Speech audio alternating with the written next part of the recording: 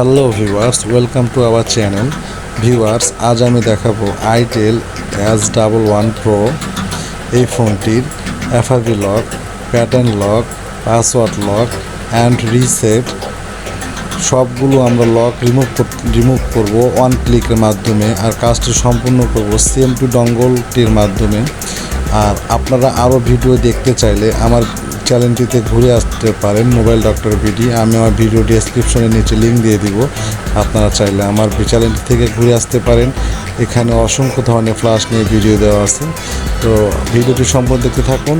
সবাই ভালো থাকবেন। আল্লাহ হাফেজ।